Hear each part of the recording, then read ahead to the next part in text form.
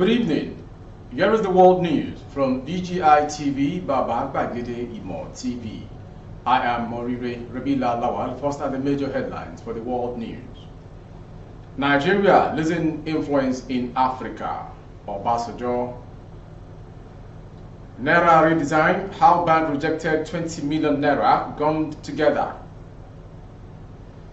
Nigerian underdeveloped in tackling exam malpractice, Education Minister. Nigerian workers suffering, intervene to avoid protest, group tells FG.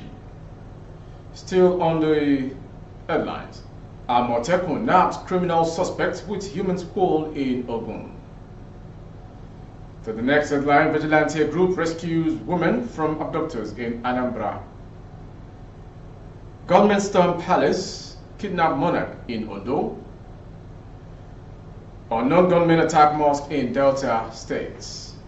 And foreign, Biden vows to meet Putin if he has interest to end war. And lastly, on sports, Japan storms Spain to make knockout as Germany crash out. Still ongoing match between Ghana and Uruguay.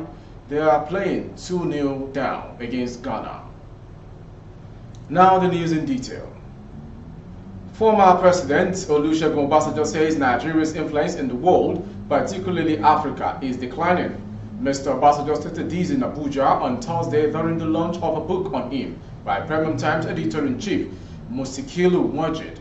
The book titled The Letterman Inside the Secret Letters of Former Nigerian President Olusegun Obasanjo x-rays the role of letter writing in leadership, governance and politics. The 492-page publication focuses on the former president and his fondness for letters to address issues. Mr. Obasanjo was military head of state between 1976 and 79 and civilian president between 1999 and 2007. The former Nigerian leader, who made a surprise appearance at the event, recalled how he used letters in several diplomatic interventions across the world, including his intervention in the then apartheid South Africa.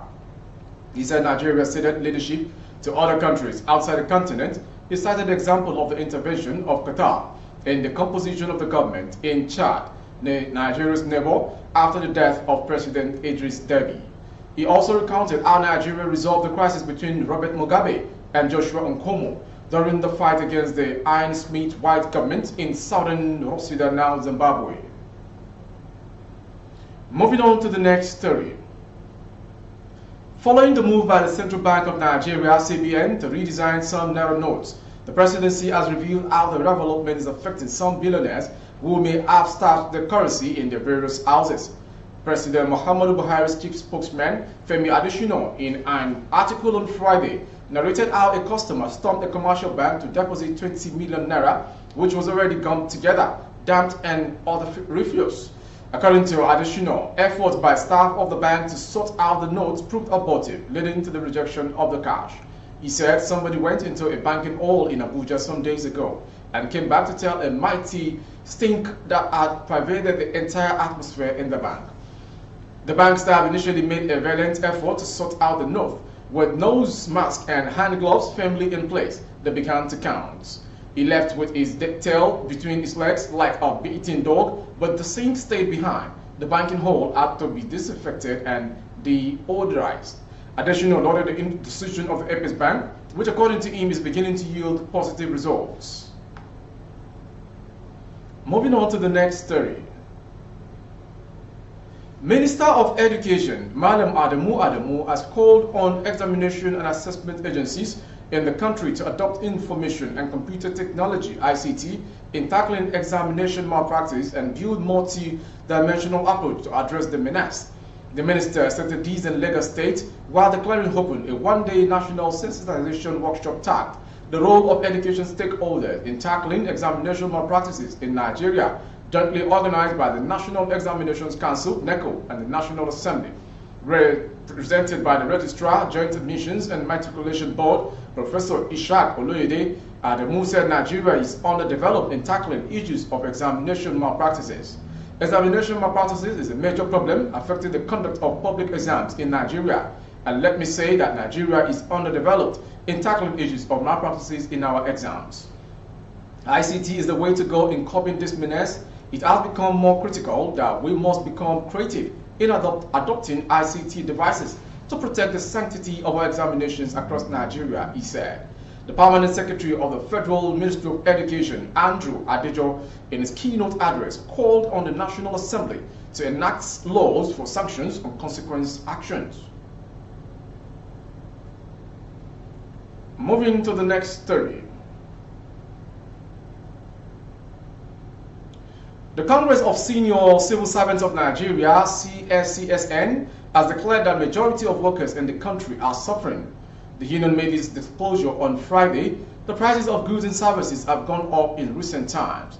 CSCSN has, however, advised the federal government to intervene without wasting more time. The union noted that the need to intervene is necessary so as to avoid nationwide protests by labor unions across the country. CSCSN convener Comrade Andrew Emeleze made this disclosure via a statement made available to Daily Post on Friday. He added that intervention of the federal government has become necessary in view of the untold hardship Nigerian workers are presently subjected to. Emeleze said, "We want to use this opportunity to also call on the federal government as a matter of urgency to intervene in the plight of Nigerian workers in the face of crippling economy." Moving on to the next story. Operatives of the Amotekun Corps in Ogun have apprehended one Busari Aliyu, 33, and Adetayo Shegun, 34, for conspiracy, stealing, and being in possession of carbonized human core. The suspects were said to have been exhuming many graves in Agumboye burial ground in the area of the state and removed several scrolls. The commander of the Corps, CP David Akinremi, disclosed this in a statement on Thursday. Information gathered that the suspects were arrested on 4th November. The statement reads, "One Ibu Benjamin of Ayibami quarters, Agumboye, Ijebu-Igbo, reported at the Amotekun office at Ijebu-Igbo that on the same date at about, he discovered that one heavy iron pellet valued 350,000 Naira, property of his landlady, Mrs. Ido, kept within the precincts of a fenced farm, and a house yard at Agumboye was stolen by unknown persons. Consequently, operatives of the Corps embarked on intelligence activities with a view to getting those behind the crime. Their effort paid off on 20th November 2022 with the arrest of two suspects who not only admitted their involvement but led our operatives to recover the stolen item where it was kept. On searching the house and premises where the item was recovered, some pieces of carbonated human core was recovered. During interrogation, the suspects have been into so many graves at Gumboye burial ground and removed several skulls of buried corpses which they sold to some other members of the ritual gang. Moving on to the next story from Anambra State. A vigilante group has rescued a woman who was abducted from her workplace by unknown gunmen in Anambra State. The woman was said to be at her workplace when the yet-to-be-identified assailant invaded the place and captured her. But while on their way to Ozubulu area in the central of the state, they ran into the men of the vigilante group who rescued the victim from her captors. The incident happened late on Thursday. While recounting her ordeal, the victim, in a video circulating online, narrated how the assailant stormed her office and forcefully ordered her into their car, but unfortunately for her, help came from the vigilantes. She was seen saying that the hoodlums tightly covered her face with clothes, which made breathing impossible for her and almost suffocated her. She explained that the captors opened up a little space in between her nostrils, which enabled her to breathe, after she had pleaded with them, telling them she was hypertensive. From Anambra State, we go to Ondo State.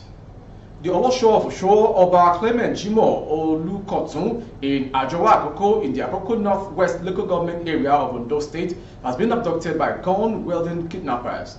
According to sources in the community, the kidnappers stormed the Monarch's home on Thursday at about 10:15 p.m. and took him to an unidentified location. The kidnappers were said to have shot randomly and broken the Monarch's palace main entrance to gain entry to his residential complex. One of the sources claimed that when the kidnappers arrived at the home, they knocked on the door, and upon saying that the resident were not prepared to voluntarily submit, they shot at the main door and completely destroyed it. The pellets, he said, pierced the living room's door and wall, but none of the people within the palace were wounded. The source claimed that no one in the town could leave their homes because of how loud the gunshots were. They destroyed the main door and entered. They terrorized Kabiyesi and his family members before dragging him out and took him away. None of the family members had been contacted, but we knew they were kidnappers. Confirming the incident, the police spokesperson in the state, SP, Funmilayo Odunlami, said it is true, but the details of the incident are still not clear. Moving on to the next story in Delta States. Some unknown gunmen on Friday morning attacked a mosque in Ughelli, Delta State, South Nigeria, injuring about 11 worshippers. Information learned that the attack occurred at about 6:12 a.m. when some Muslim faithfuls were holding their morning prayers Fajr at the central mosque located along Okoroda Street in Ughelli. Many residents were shaken by the gunshot, followed by cries of distress from persons inside the mosque. The attack happened this morning at about 6 a.m. We heard shootings at the mosque. Because of fear, many people in my compound were frightened and we remained inside, only peeping through our windows. As the shooting lasted, we heard loud cries from some worshippers inside the mosque. A resident, simply identified as Larry, said. The motive of the attackers is not yet clear. We contacted the police spokesperson in Delta State, Bright Edafe, confirmed the attack. He also said that investigation has commenced and promised that security agents will soon arrest the attackers. From that story, we'll go to the foreign story. President of the United States, Joe Biden, has said he would hold talks with Russian counterpart Vladimir Putin if he desires to end war in Ukraine. Biden made his statement on Thursday while addressing journalists alongside French President Emmanuel Macron, who is on a state visit in Washington, D.C. Biden said he would meet Putin if, in fact, there is an interest in him deciding that he's looking for a way to end the war. While Biden said he had not seen Putin's desire, he and Macron asserted they would continue to stand against Russia's war. In reaction, Putin's spokesman, Dmitry Peskov, backed Biden, saying his principles remain open to negotiations to ensure our interests. Peskov said, what did President Biden say in fact? He said the negotiations are possibly only after Putin leaves Ukraine. Macron also stated he had agreed with Biden that they would never urge the Ukrainians to make a compromise that would not be acceptable for them. Lastly, on sports story. Spain staggered through to the World Cup last 16 on Thursday despite a 2-1 loss defeat by Japan, who remarkably won Group E on a rollercoaster night which saw four-time champions Germany eliminated. Japan secured another incredible triumph after beating Germany in their opening game, with their progression from the group of death one of the greatest achievements in the country's footballing history. Few out-stopping minutes, Spain were poised to egg out when Costa Rica were leading in the other game, but the 2010 champions squeezed through after Germany did them a favor by coming back to beat Los Ticos. And the match ongoing, if possibly by now it should be over, between Uruguay and Ghana. Ghana already out. Before we call it a wrap on the world news this hour, the major headlines. Nigeria losing influence in Africa, Obasanjo. Our bank rejected 20 million Naira gum together, decomposing. Nigeria underdeveloped in tackling exam malpractices, Minister for Education. Lastly on sport, Japan stunned Spain to make knockout as Germany crashed out of the FIFA World Cup going on in Qatar, as some other African countries joins the exit door. For more updates on YouTube, our handle is Babagede Imo TV. Kindly subscribe and click on the notification bell. Select option all to access our broadcast. On Facebook, Bagede Imo with Alawiye Adebayo. Please like and follow the page. On Instagram, Bagede Imo _22. For advert placement of your goods and services, coverage of events and functions, please dial the phone number streaming on your screen for advert placements only. Thank you for watching. I am Morire Rabila Lawa. Good evening. Oh, na, na, na. If you want to know what's going on in city, or you want to listen to the latest news and gist, no stress, oh, just tune to BGI TV. BGI TV, you're one in a million.